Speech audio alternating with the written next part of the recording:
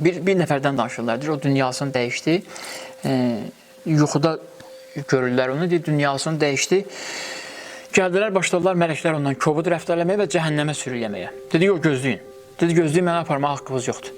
Neysə, mən niyə cəhənnəmə gedirəm? Mən Peyğəmbər sevmişəm, mən Əhl-i-Beyti sevmişəm, mənə heç kim cəhənnəmə aparamaz. Sizin haqqınız yoxdur mənə cəhənnəmə aparasınız. Mən İmam Hüseynə əzadarlıq eləmişəm. Çox maraqlı bir çıxış idi, həqiqətən. Mən İmam Hüseynə əzadarlıq eləmişəm. Siz hansı ixtiyarla mənə aparırsınız cəhənnəmə? Nə qədər deyir ki, təkid elədim. Dedim, mən Peyğəmbəri görmək istəyirəm. Çağırın Peyğəmbəri görüm. Bir dəfə icazə verməlilər. Sonra 2 dəfə dedim, xülasə icazə aldım. Göstərirlər mənə ki, o cəhənnəmə aparan mələklər. Uzaqdan bir nur ki, görsənir, o Peyğəmbərdir. Dedilər, o Peyğəmbərdir, başladım fəryad eləməyə. Dedi, fəryad eləməyə çağırırdım, nə qədər çağırdım. Gördüm, yavaş-yavaş həmin nur mənə tərəf gəlir. Gələn kimi iddialı şəkildə dedim Peyğəmbərə ki, ya Rasulullah, bunlar məni cəhənnəmə aparırlar. Mən Hüseynə əzadarlıq eləmişəm. Sənin ümmətinəm, mən Peyğəmbər, sənin ümmətinəm. Bunlar hansı ixtiyarla məni cəhənnəmə apara bilər? Deyir, Peyğəmbər baxdı mənə, dedi ki, biz sizə deyəndə ki, insanların qeybətini eləməyin, elə bilirsiniz ki, zarafat edirik.